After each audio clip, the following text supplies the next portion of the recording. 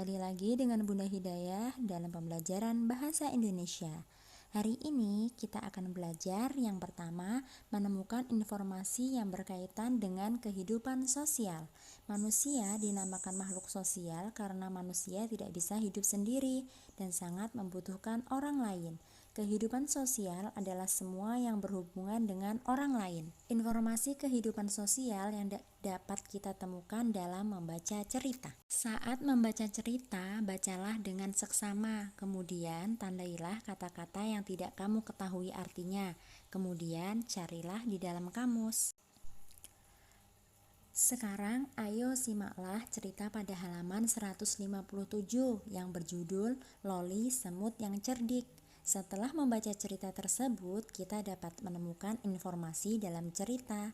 Sekarang marilah kita menjawab pertanyaan berikut agar kita mendapatkan informasi penting dalam cerita tersebut. Contoh yang pertama, apa judul dongeng di atas? Judul dongeng di atas adalah Loli Semut yang Cerdik. Selanjutnya adalah menemukan persamaan kata yang berkaitan dengan kehidupan sosial. Kata-kata yang berbeda bisa memiliki arti yang sama. Kata yang berbeda yang memiliki arti yang sama disebut dengan sinonim. Contohnya, menolong, persamaan katanya membantu. Ramah, persamaan katanya menyenangkan. Tugas yang pertama, carilah persamaan kata pada halaman 170 ya. Selanjutnya adalah membaca dongeng yang berkaitan dengan kehidupan sosial. Anak-anak, dongeng adalah cerita rekaan atau hayalan. Cerita pada dongeng bersifat tidak nyata. Sikap baik dalam dongeng dapat kamu tiru, contohnya kerjasama maupun toleransi.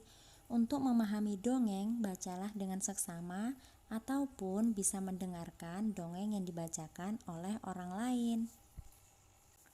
Yuk membaca dongeng Kisah Dua Semut Penggali Semangat di buku paketmu pada halaman 171. Selanjutnya adalah menulis cerita berdasarkan gambar. Gambar yang akan kita tulis cerita biasanya memiliki tema. Contohnya temanya kehidupan sosial. Nah, langkah-langkah dalam menulis cerita, yang pertama, amatilah gambar dengan seksama, pahami terlebih dahulu. Kemudian tulislah kalimat-kalimat yang sesuai berdasarkan gambar. Yang ketiga, susunlah kalimat tersebut menjadi kalimat yang padu. Jadi deh sebuah cerita. Kemudian tugasnya, buatlah cerita berdasarkan gambar pada halaman 180. Selanjutnya adalah membuat kalimat. Kalimat merupakan gabungan dari beberapa kosakata. Dari kosakata tersebut, kita bisa menjadikannya sebuah kalimat. Contohnya, kata anak yatim.